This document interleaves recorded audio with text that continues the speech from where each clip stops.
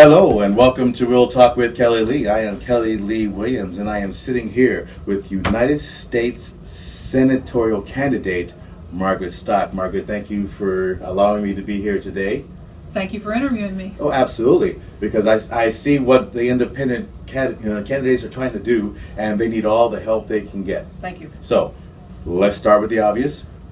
Who the heck is Margaret Stock and why in God's name did you decide to run for the Senate in Alaska? All right. Well, I'm a 30-year Alaskan. I'm a 8-year veteran of the U.S. Army Reserve Military Police Corps. I'm currently a retired reservist, gray area retiree. That means I don't get any money from the government, but I still carry an ID card. I'm a retired lieutenant colonel. I've been an Alaska lawyer since 1993 when I was admitted to the Alaska Bar. First time I took the test, I got admitted. Lucky me. I've been practicing law in Alaska since then, and I've also worked in Washington on projects for the Pentagon as a reserve officer, but lived in Alaska for 30 years. So that's awesome. I mean, that's the great credentials right there. The military stuff alone is. So why Senate? Why going right into the U.S. Senate? Well, I'm very frustrated with the performance of our current congressional delegation, and particularly Senator Murkowski. I feel that she's let down Alaskans. Last time she ran for office, she made a lot of promises to Alaskans, and she's broken those promises. And I feel that based on the fact that there's a lot of gridlock in Washington, and the gridlock is based on the fact that parties don't get along with each other, an independent candidate can actually go to work for Alaska. As you probably know, I'm running as an independent, and my motto is all work and no party.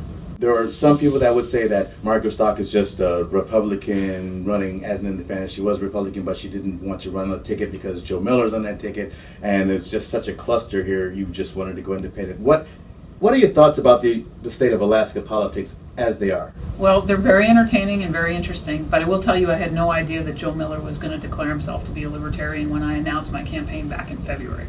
Joe Miller hadn't indicated at all that he was planning to run back then. So I'm not sure what the story is, but he's not running as a Republican, he's running as a libertarian. He's a libertarian. Libertarian Party.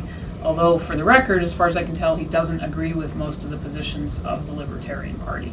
So it's interesting to me that he chose to run as a libertarian. I used to be a Republican. I was a lifelong Republican, but I became disenchanted with the party. One of the issues that I feel strongly about that the party has taken an extreme position on is the 14th Amendment.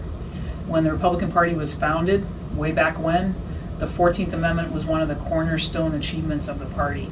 And yet today the party has essentially rejected the 14th Amendment and believes that we should return to the era of Dred Scott when African Americans were not considered citizens of the United States. The party's actually called for a new interpretation of the 14th Amendment that would exclude many people living in the United States today from citizenship in the United States. And I disagree with that, and that's one of the reasons why I've left the party. Margaret, I know that you say the 14th Amendment like a lot of people out there would know what it is, but Right. Would you please give them basic cliff notes on the 14th Amendment and why it's so important? Sure. It was a post-Civil War amendment, and it was considered one of the crowning achievements of the Republican Party at its founding. And under this amendment, anyone born in the United States and subject to the U.S. jurisdiction is a citizen of the United States. Doesn't matter who their parents were, doesn't matter if their parents had legal immigration status, that person is a citizen of the United States.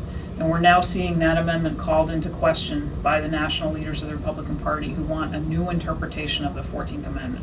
They say that it's been misinterpreted since the Civil War and that people born in the United States should not be American citizens. And that's extremely important. People need to understand what's going on. And thank you for standing up for the 14th Amendment. As far as Alaska goes, the schooling, our K through 12 Alaska School District, how do you feel it's going, and do you think it needs improvements? What are your standings on that? Well, I'm glad you raised that issue. I'm a very strong proponent of early education. And that's because I believe that early education prevents mass incarceration later on. And one of my big issues is the fact that we have mass incarceration going on in the United States of America today. We're a superpower. We have a highly educated population, and yet we have one of the highest incarceration rates in the world. It should be embarrassing to us that our country, a country of such great power, puts so many people in jail, and often for things that aren't violent offenses at all. One of the ways to prevent that is to get early education, because there's a direct correlation. Kids who get educated early, properly, get preschool education, don't become criminal offenders later on. We know that.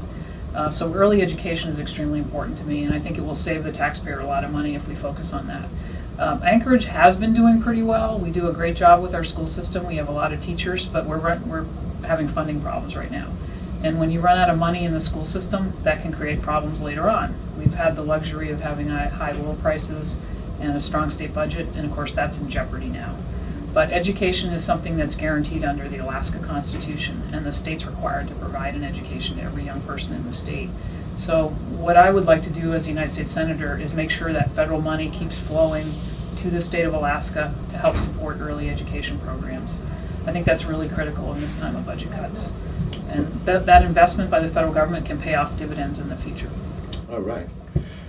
I'm hosting a fundraiser, not a real fundraiser, meet and greet for you. It could be a fundraiser if they wanted to have fun at the Mountain View Boys and Girls Club. That's great. When I was in Fairview for the primaries between Ed Wesley and Tom Begich, I was there at 6 o'clock p.m. I was the only one at that polling place in Fairview at 6 o'clock, meaning there was no interest, none. Mm-hmm. How do you feel, what is the best way we could generate that interest towards those who really think that they're really not getting listened to, the disenfranchised, the people in Fairview, Mountain View, the people that don't really think that they're getting any kind of fair shake? Well, I think I actually know a lot of people in Fairview and Mountain View. I've represented people in those neighborhoods. Thank you for that. And I think they will turn out when they believe that they can support a candidate who is going to fight for them. And I've fought for those folks over the decades that I've been an attorney in Alaska. I got admitted in 1993, and one of my first cases as a lawyer involved somebody who lived in the Fairview neighborhood. I was successful in that case, and he spread the word to all his friends, and today I have a strong base of support in those neighborhoods. So I think I just have to get the word out and let people know I'm in town, and they'll come by and say hi. That's what we're here for, to get the word out. So one of the final questions, one of my people that watch what I do say, what is the top 5 priorities once Margaret Stock becomes United States Senator? You've already mentioned a couple here, but what are your basic top 5 that you really want to get into once you get to be Senator? Okay, well, first, representing the people of Alaska, not corporations. That's my number 1 priority. Right on. Okay, second priority, jobs. We've got a big jobs issue going on in the state right now because of slumping oil prices. Third priority, healthcare. We got to fix the healthcare system. They jokingly call it now the Unaffordable Care Act. Yes. But the reason for that is failure at the congressional level to address the serious problems with the law. I don't want to repeal it, don't want to replace it with nothing, I want to fix it. And that's one of my strong goals in Washington. Third one, climate change. Climate change is hitting Alaska really, really, really, really hard. And we have to be aware of that, and we have to address the serious energy issues that are leading to climate change. And we've also got to diversify our economy, and that actually plays back into the jobs issue that I mentioned. And then, of course, security is really important to people. And that plays into a whole bunch of issues: homeland security, terrorism, the Arctic issues that are going on. But I'm an expert in immigration and national security, and I intend to work on that issue when I'm in the United States Senate. May I ask one more question? Absolutely. It's about basically marijuana. It was a vote on marijuana to make it legal in 2014. The vote supposedly passed it. We're supposed to be moving towards regulation. But it's not happening that way. There are boroughs, people that are actually on the Marijuana Control Board fighting against marijuana regulation, and the paradox is crazy. I perform at potluck events, I do comedy, and one of my favorite places is potluck events, and they still want to continue to try to close these places down. It's a private club.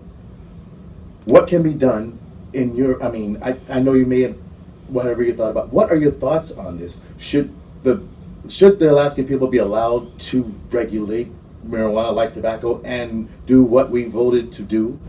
Well, it's interesting because it's a little bit like alcohol in the sense that the people of the state voted to allow additional use of marijuana that hadn't been allowed before.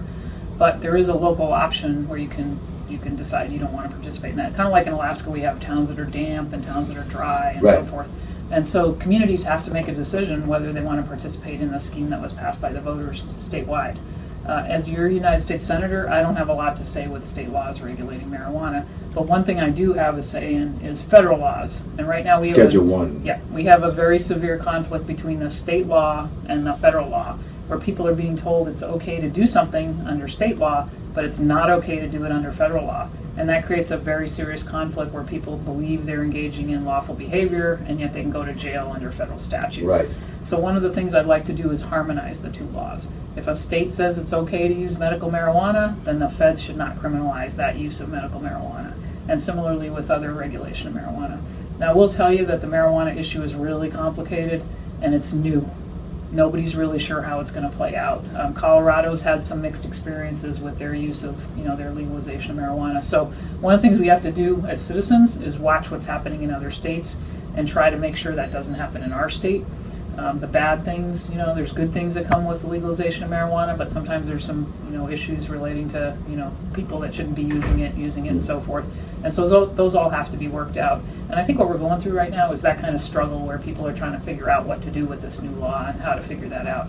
But there is under the law an option for local communities to opt out.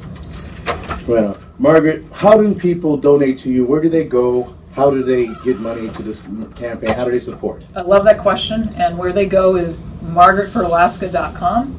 We have a great website, and we also have a really terrific campaign ad. I hope you'll check it out. It involves the red team and the blue team, and they're having a tug of war, and I show up with a chainsaw, Alaska style. Nice. And I cut through the partisan gridlock with my chainsaw. Now, of course, that's a metaphor, but it indicates that independents can do a lot more than people who are members of parties can do in Washington.